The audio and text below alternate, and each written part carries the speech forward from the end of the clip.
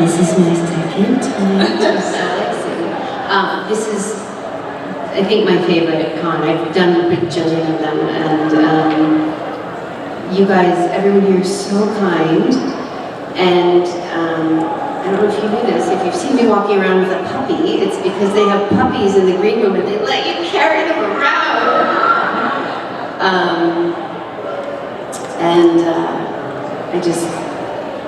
I love it here. I always have.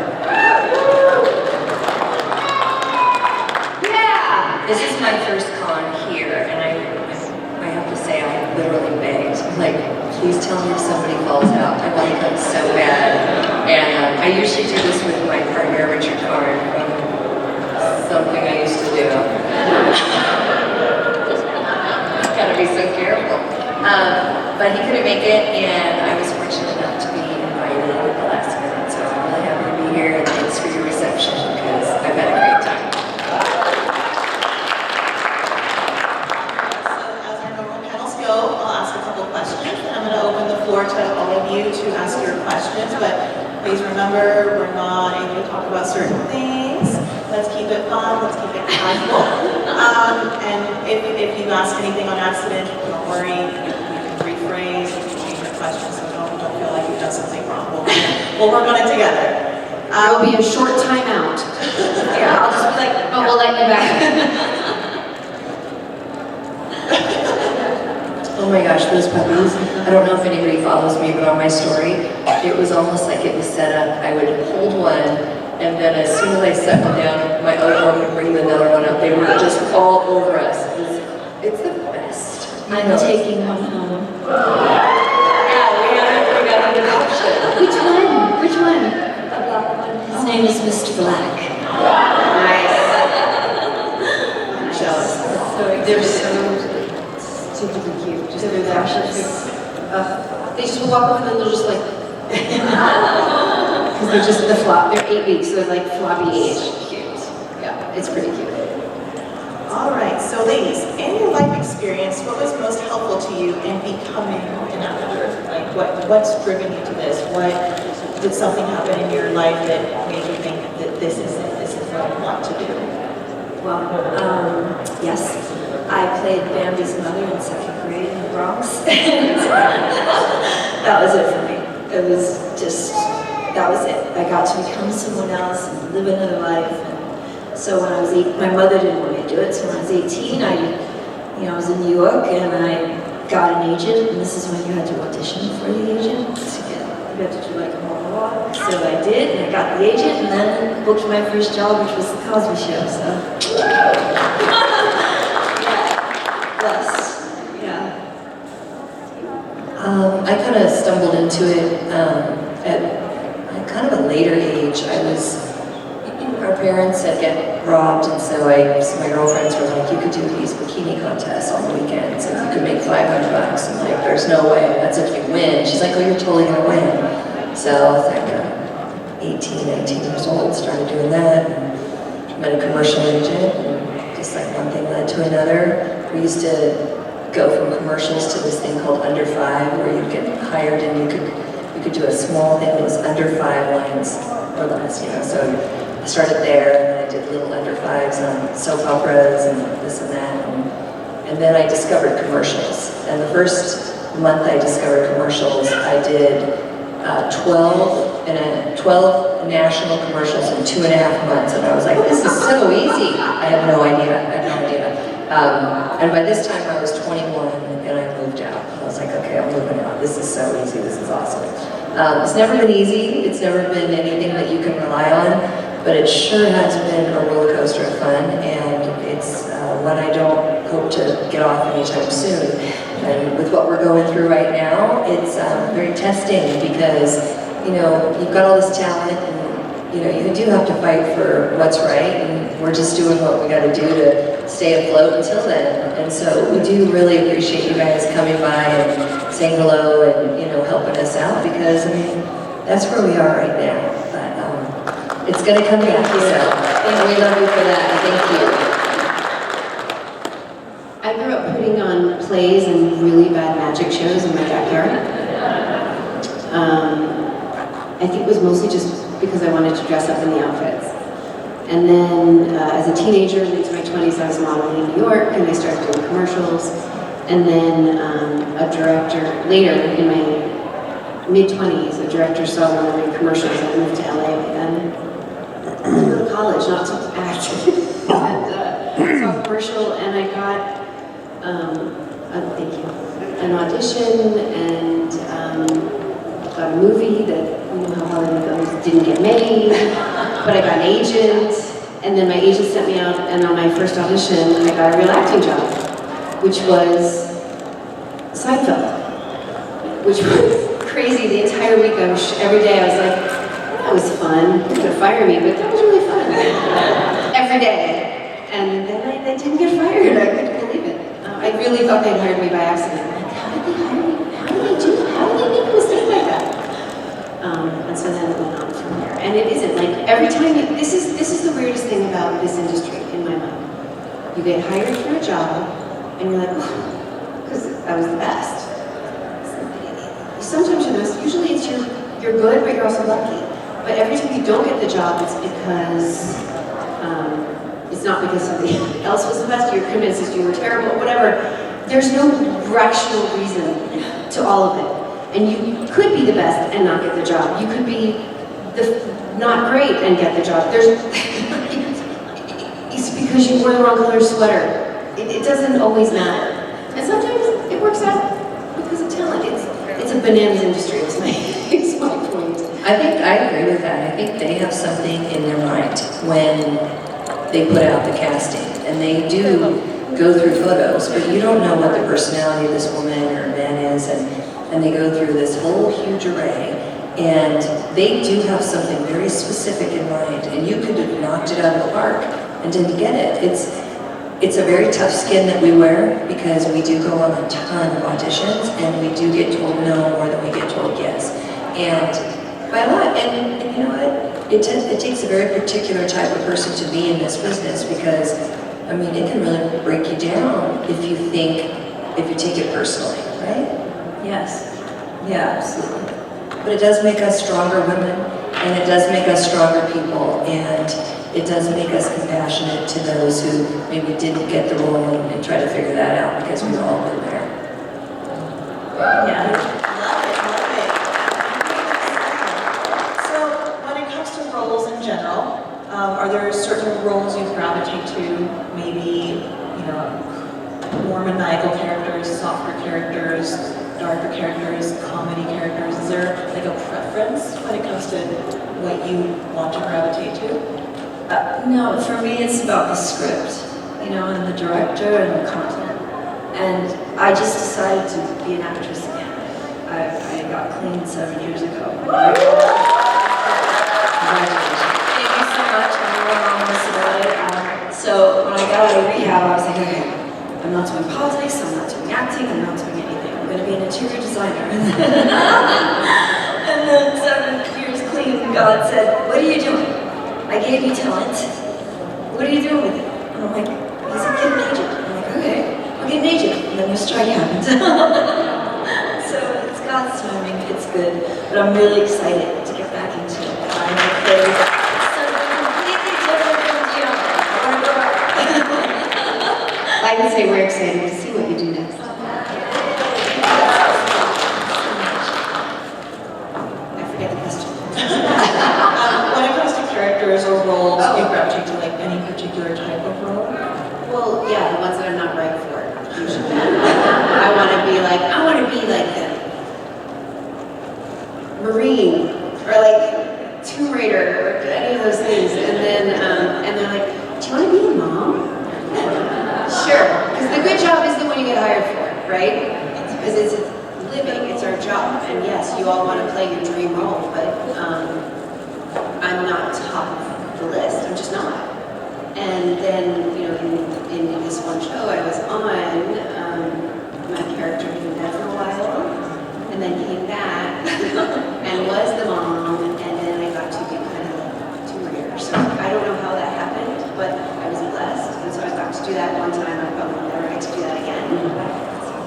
It was crazy. They're like, here's your machete, here's your muscle car, here's your own rifle, here's your shotgun, and here's your all these other weapons that I don't know what they were for. And I think, you know, it was just weird luck and faith on the part of the bosses. It was such a gift. So I'm at a place now where, yeah, there are some things when you read the script, you're like, I just can't. Right. I just cannot. I would love to work, and I haven't worked in a while, so I should, and I feel my insides done reading this. Yeah, we have to make serious choices, even though it pays the bills. We have to make serious choices for our brand, because our brand is so important that you don't damage it to a way. Like, it would be nice to be very diverse and say, well, I can play this and I can play that, but it could be just one role that takes you to this place where you are not thought of, but anything but that role, and stereotype you out of being cast for other roles. So it is tough. It's also just about your soul while you're doing it, and it couldn't be like, doesn't necessarily have to be something demeaning or damaging or typecasting. For me, a lot of times it's just like, first of all, I feel like I'm insulting the craft of filmmaking by supporting this schlock. Yeah. And if your heart as an actor, like embodying this character, is just so like, it's not playing a dislikable character, because that can be fun. Playing a bad guy is the best. But just not a realistic character. So it's just, your soul is like dying a little inside every time you're doing it. You're like, yeah, it's a living, but there are many other ways to make money. So anyway, it's complicated. Actors are complicated. Yeah. Are there any actors in the audience? No? Anybody? Oh, yes! Over there, all right on. Oh, nice. Once a theater kid, always a theater kid, though? Maybe? Yes. I like your outfit. In our eyes, you're still a kid. That's right. I would think large an actress, like Richard Stephen Horowitz. Voice actor of the... Oh, yeah. Okay. You went straight To into piggyback on that, actually, you know, if any of you are aspiring actors, do y'all recommend any, you know, books or programs or anything for someone that wants to start, or is too scared to start? Any advice, anything like that? Yes, first of all, my acting coach always said, make sure there's nothing else you could possibly want to do. Like, you have to love it that much, because it takes a lot out of you. And book, there is only one book I go by, and I've been doing it since I was 18. It's The Method. It's called The Method. So if you're going to be an actress, get the method. Or an actor, get The Method. Best acting book. I think you asked a question about what type of roles you want to be in. There's so many different offices that you can show up in. I was blessed to be in a comic office where I would come to work and I would laugh every day. And I got to work with very creative people. I've also been in horror movies, and I've been in other things, which, you know, like soap operas, which is not, to me, it's great, but it's super stagnant. There's no audience to laugh at my jokes. There's nobody to go ka-chop. You just move on. Once you get it in the can, then you go. So for me, I would have to say something with action, something with immediate gratification that we did a good job. You know, as humans, we love to be told we did a great job. It's always funny to say something and have people laugh or, you know, applaud you. But I think as actors, we really want to be diverse. We want to go into try this one, and we want to try this. We want to see how many things we can come up with. And you know, a lot of people don't know the past history. Like, you were very brave and just admitted that you went through rehab. It's a common thing, because you do go through some very highs and lows in this business, as you do in life, but this business is one of those ones that really kind of chips at your soul. And when you're doing great, you're doing great. And when you're not, you're alone. And you're alone again. When you're on top of the world, everybody's right there. But I'm really proud of you. I just want to say I'm really proud of you.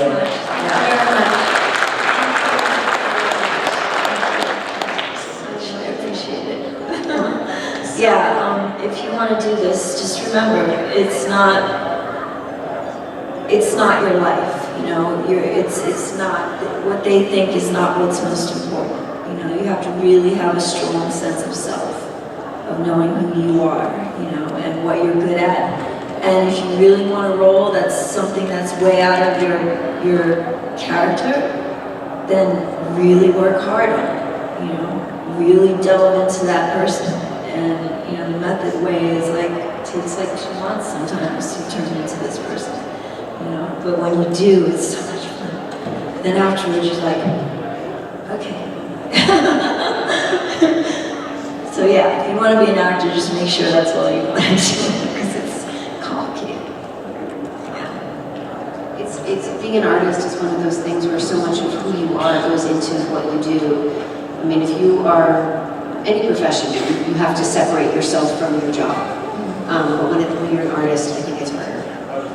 Because, especially as an actor, your body is your thing. Like an artist has paint and brushes, and like an artist is your person. So it's hard to separate. And I think that, I mean, there's a life philosophy I try to remember, because I grew up a lot thinking, caring about what other people thought. And it's none of my business what anyone else thinks of me. And it's my business what I think of me. And there are plenty of times where I went in and did a job on an audition, and they're like, yeah, they didn't think of it. Well, they were wrong. And not because I'm egomaniacal, it's because that for me was the right choice. It may not be what they were looking for, but I wasn't wrong. And that's hard. It's hard to hold on to. I love it. Well, thank you guys for sharing that with us. When prepping for a role or an audition, do you have any routines, or how do you mentally prepare, physically prepare to get ready for a role or an audition? Auditioning for me is terrifying. I hate it. I absolutely despise it. Any actor who says they love it, they're wrong. You have to make sure, but I find that if I become that character and forget Stacy, get her out of the way, and walk in as that person as soon as I walk through the door. The producers, there's usually like 10 people in the room. I'm like, really? It takes this many people to freaking make a decision? But okay. You know, if you're really that person, the nervousness goes away. You're not there. And that's how I know if I did a good job. Because I walked out and I forgot what I did. I know, okay, I did a good job. I don't remember what happened. So That's exactly it. Because a lot of times, if you're the observer and you're like, well, I'm going to try to imitate what I did before that was good, you are third party to what you're doing. And it takes a lot of practice to let go that way. It requires fearlessness. But there's nothing like it. It's magical. It is. natural.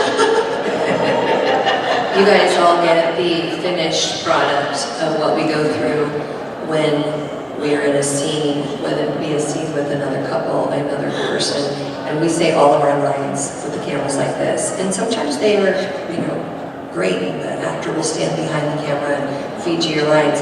And you'll say all those lines like we said it once and then he said it, like it was going back and forth. But literally, it takes like hours to turn the cameras around and get her point of view back. And so these things sometimes take a long time. So when you're doing it as an actor, you have to try to stay as emotional and invested every single time. And that is the art that sometimes you're like, oh, I wish I would have said it, I wish I could have used that one. But I mean, some of these things are, you know, you guys don't see it, but that's what we go through. And on that note, recovery, self-care. How do you self-care or take care of yourselves when you're done prepping for a role, when you're done auditioning for a role? Like, how do you go back home and just take care of yourself after putting so much into this? I'll say it daily. After a day of work, I just shut it down. I shut it down. I don't talk on the phone. I don't look at any outlets of social media. I can't. But I do it because I know I have to. But no social media, no talking. I take a hot bath. I say my prayers, and I just, you know. But if I'm doing a film or a series, I still remain in that character. When I wake up in the morning, it's like, okay, has everything ready? I'm that character. And then if it's a film or a series and it's completed, it's a wrap. There's like a thing that happens where you like have it down. Okay, that's all. Okay. So now you have kind of like a period where you're like, okay, what do I do? And that time I just take care of myself and, be good to myself and think positive, pray about it, and then let it go. Let it go. I think each role that we prepare for and have to decompress from is completely different. I'll just give you a funny little example. I did a public service announcement before I was in the Screen Actors Guild with an actor I'm sure you know, Patrick Warburton. And he and I met, buddy and everything else. He's just such a beautiful man. Still friends with him, his family, I absolutely love them. But we came into work and we were introduced and there was a bed, okay? So it was basically our whole thing was making out on a bed till it got to that point of almost making relations. And so we got to that point and, he's like, it's a public service announcement to get paid, so it shuts down and he leaves. Well, the reason I'm telling you this is because we were literally open mouth kissing and rolling around and I was in a negligee and he was in a pair of boxers. And he says to me right before we start, like, it's uncomfortable, you don't know this person and all of a sudden you're gonna be macking with him and then, he's a good looking guy. I'm like, okay, I'm on game. He's like, I just want you to know that if I do or if I don't, I'm just gonna apologize ahead of time. And you look just like my sister Kathy. Let's go. And so we went through a 14-hour event, and we set our minds and what have you. It was wonderful. He was a very good actor, and this was the craziest thing. At the end, we're dressed now, and we're signing our papers. And I was like, "Hey, it was really nice to meet you." We did not hug. We just shook hands. That was great. Yeah. Now when I see him, we love each other and give each other the biggest hug and what have you. But driving home, okay, let me just tell you, that was my decompressing. Oh my gosh, if I told my girlfriends what I did for work today, literally that guy was beautiful. I'm just driving home talking to myself, but that was just an amazing job. I got paid for doing that. It was like a hall pass. He was married and he's great and his wife is unbelievable. And she still is, and I'm still friends with them because we golf together and what have you. But every time you decompress from something, you do it, I think, differently. I don't think, I'm a big bath girl. I decompress from every single day with a hot bath. I start my day with a hot bath. That's my thing. I think it resets me. It puts me where I'm like, okay, you're done. You did everything we needed to do. Now you can relax and go to bed. But how do you decompress?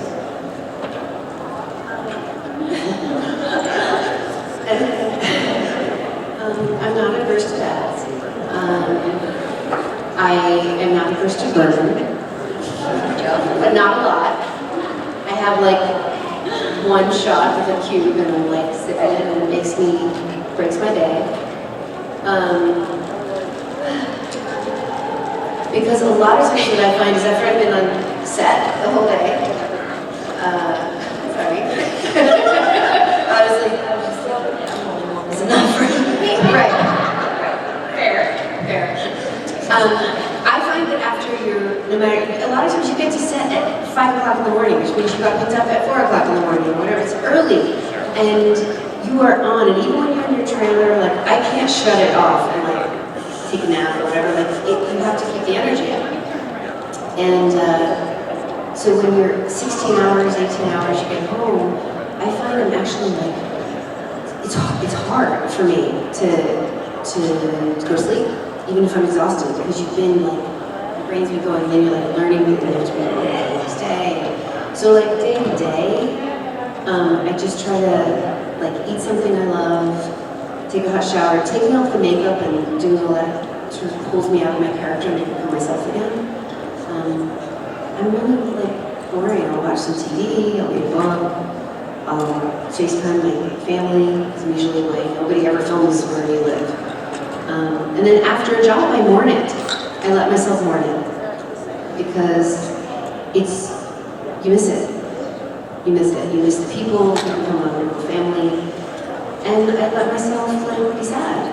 And then little by little, new stuff will start to come in, and you like start looking for a new temporary family. And you just roll. You just roll on through. Beautiful. I love all those answers. Those were great. So I have one last quirky question before we open the floor for y'all. So if you guys want to start lining up by the two microphones over here, we'll take turns. We'll start on this side and then this side. And let's just remember, let's keep these questions project free. Let's get to know these lovely ladies. And yeah, start lining up in a minute. Now, my quirky question is, do you have any essential item that you take everywhere with you, whether it's daily or travel? And did you bring it to Salt Lake? My rosary beads and a candle always.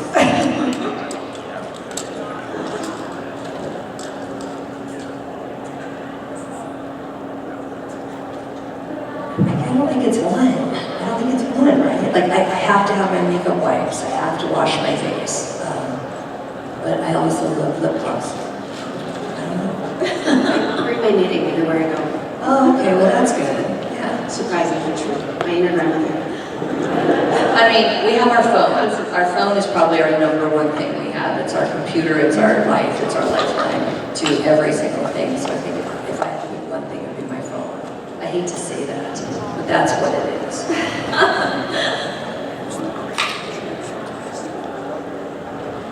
Can't live without it. Perfect. So we've got some questions on this side. Yes, officer? Yes. I didn't do it. I also work in an industry that is unionized, so I work in contract negotiations as well, so keep it up, guys. Solidarity. My question is, what is your biggest pet peeve? All right. Just one? Oh no, you give me a list. My biggest pet peeve is acting like someone who got the job because they have high numbers on social media and they have no talent.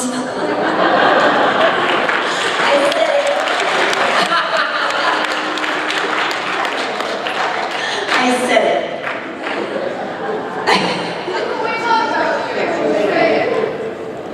Mine are dumb. Like, people that don't use their blinker.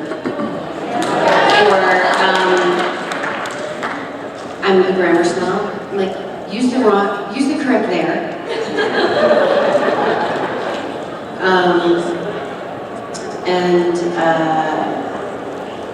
I think my biggest pet peeve that enrages me is when someone shakes my hand and squeezes it too hard. I want to get up and punch them in the face.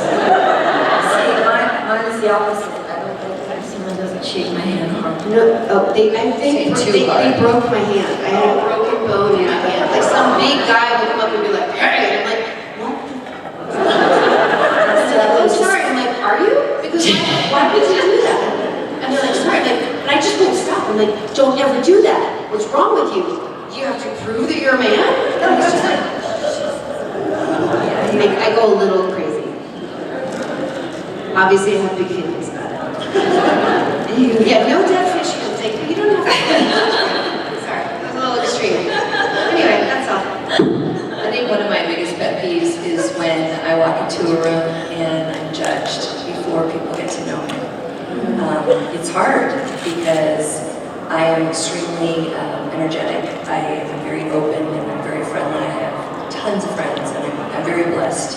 But I think a lot of times people judge you like you've got this life that has been so easy and have absolutely no idea where we come from and how hard we worked. That's kind of one of my biggest pet peeves, the prejudging. I always feel like you should turn back a few chapters before you judge this book. I don't know about that.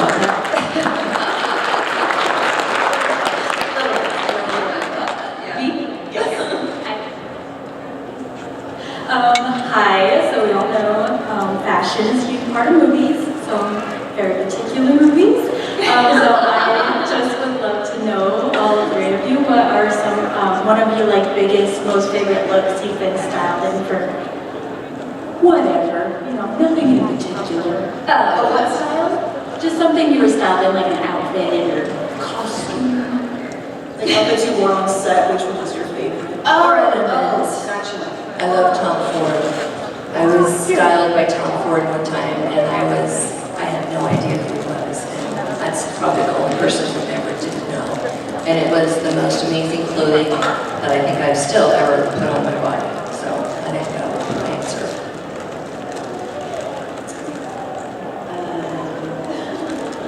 I've always wanted to wear,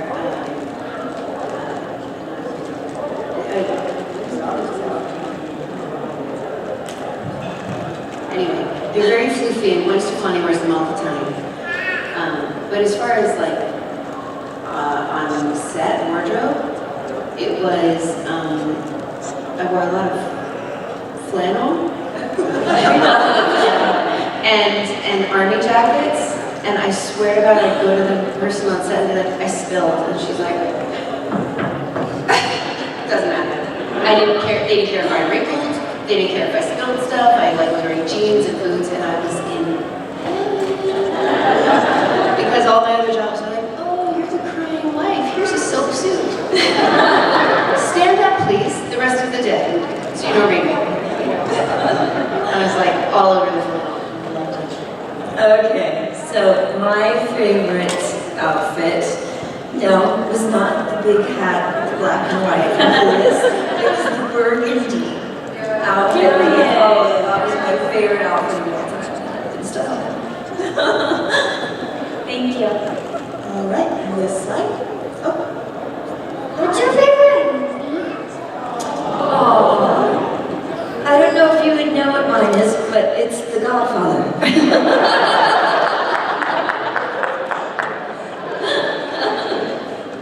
Good choice. She's like, Yeah, she's like, right here. Oh, you know what else? My favorite? Cinderella.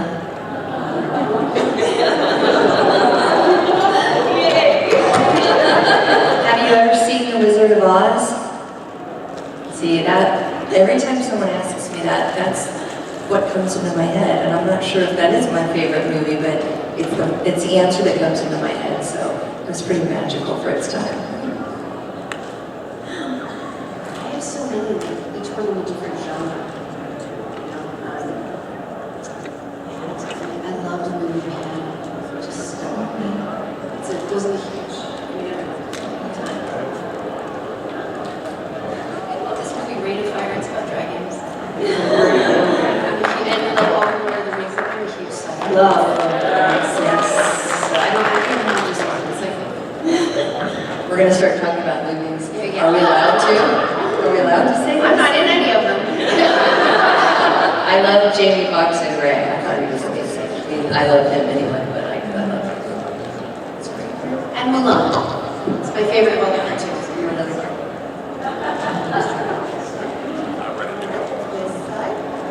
Hello, my name is Liesel, and yes, it's from a movie. My question is what food could you not live without? Like mine's cheese. So what food could you not live without? Is coffee a food? Oh, sure, we'll go with that. That's my breakfast. Toast. Toast? Do you have something on the toast? Just plain toast. Full butter. Okay. I have a little piece of sourdough toast every morning with my tea. Okay, sour toast. Yeah. That needs to be situated. Just a little. And then I eat, other normal foods like a normal food. That is my comfort favorite. Simple. Feed me like a 10. I used to be able to eat whatever I wanted, and cheese was the number one thing. Yeah. Cheese would have always been my answer, but as I started getting older and menopause came through, I couldn't eat cheese like I used to, but it was my favorite. And I always used to say, if I just live on one thing, it would have to be cheese. So that would have been my answer. Now I have to be very careful. So I don't know. If I could eat like, soups. I love tomato soups. I love soups. It's easy, it's down quick. Cabbage soup keeps you skinny. Wheat cheese. What? So you're telling me I'm not going to be a wheat cheese? No, you'll be fine. You'll be fine. I love you all. Thank you. Thank you. Everything in moderation. It's cliche, but it's true. Hi Stacy, it's an honor meeting one of my favorite childhood crushes. There's a battle between you and both you, eh? Thank you. My question is for all three of you. What is a funny or crazy fan moment? Like, out of there, number one. Funny or crazy fan moment? Fan moment.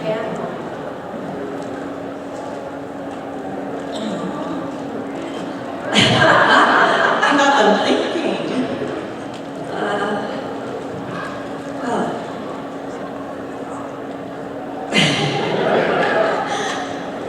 my sister, you know, she always yells at me. I don't know if this is funny, but someone will say my name and I'll turn around and look. She goes, "Could you please stop turning around and looking?" Because, you know, but it's my friend. Yeah, I know, right? It's my friend. But my daughter cannot stand when I'm recognized, so I have to wear a baseball hat and sunglasses whenever I go out with her to a store. And I took my sunglasses off, and I got recognized. She goes, "Mama, don't look up.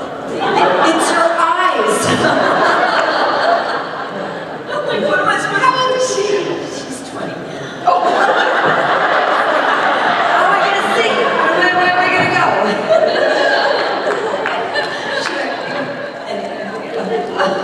She can't stand it. Yeah. She's gonna be like 15. I get it. My son, on the other hand, he like, just protect him. It's like, not too close, make sure it's short. He's fine. Meanwhile, my son will be like, "Do you want me to take the picture?" We'll do that, but he's like, just don't get too close to him. Just, Oh, that's so sweet. he's very sweet. My kid rolls his eyes a lot. He's like, "What's happening again?" Not that it happens very often with me, I swear to God. It's always a surprise to me. They're like, "Oh, are you like his mom?" "Yeah." Like, "Can I help you?" Like, there's always a lot of confusion at the beginning of the trip. I am so bad at on the spot. Like, come up, remember something funny that happened. I'm like, I don't remember any of my life. There's so many different fan moments though. I mean, you have some really great fan moments where someone just starts crying and you just kind of don't know what to do. So like for me, I just put my arms around them. I had just gone through a flood in 2021. I came home on Halloween, my home was underwater. And I was spending a lot of time at Home Depot and Lowe's. And sometimes, you know, when you're going through hell, you look like it. And I remember one time earlier in the morning, and I was just dropped off the kid. My hair was in like this tiny little bun. And I walked into Lowe's and I was getting things. I was just in a hurry. And this guy goes, "Debbie." And I looked up and I'm like, "Yeah?" I go, "Did we go to high school together?" Or? And he goes, "Oh, no." And I'm like, "Wow." And I was like, "Please do not recognize me from the show." Because he's like, "I remember you from the show." I go, "Oh, all the time." It's like, this is not the time I want to be recognized. And how did you, like, I felt like I looked just horrible. And he was like, "Can I get a picture?" I go, "No, I don't want that to be what you remember about me, but no, please, no, because I will never not see that picture." So, anyway. I think the answer that a friend of mine gets asked all the time, should we eat lunch or whatever, and I was like, "Do you have a picture?" And she's like, "Oh, no, thank you." And I was like, "Oh." They're so confused by "no, thank you." They're like, "Okay," because you don't want to hurt their feelings, and somehow their feelings aren't hurt. So if you're really in the place of, people are like, "Oh, are you?" I'm like, "No, I look a lot like her." People say that all the time. I always love when they come over to your table and they're like, "Hey, I don't want to bother you, but do you think I could get a picture with you?" And you're like, "Well, what part of I don't want to bother you? Like, I'm here having dinner with my family. Do you mind coming over to my table? I have a huge table over here. They'd love to meet you." "Sure, I'll get up. Yeah, I'll go right over there." Sometimes I do. But it's kind of funny how they preface it with, I would hate to bother you, but you're like, oh, it's okay. Yeah, we don't mind. We actually don't mind. We're like, oh, thank God, someone still remembers me. It's the ones that come up and say, I can't stand you. That's when I'm like, what did I do? I'm sorry. Well, I was doing a job.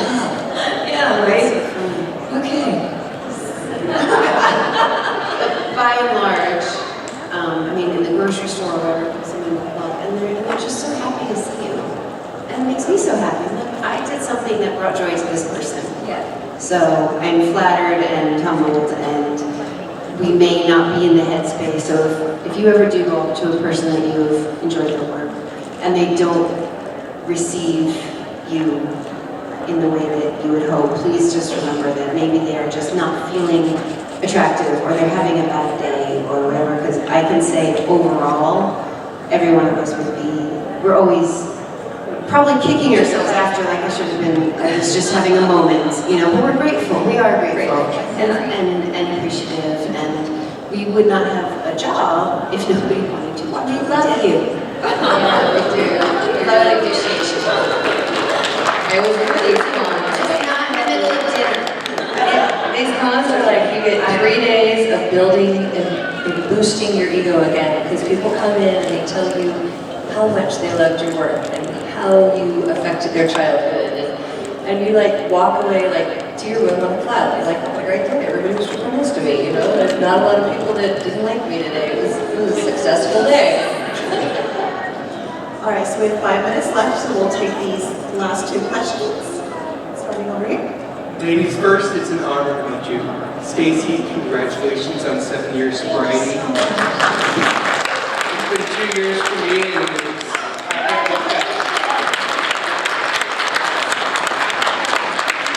and it's amazing to see a couple of my high school crushes that are literally right in front of me.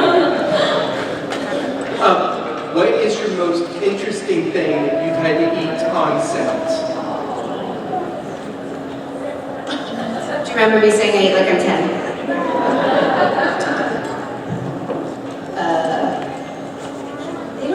Food on set is generally not interesting, it's safe, right? Like, so that it appeals to everybody.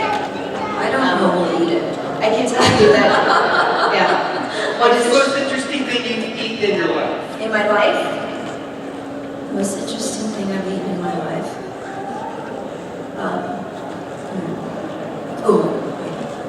In Italy, the gelato. Oh my gosh, it really is everything they say.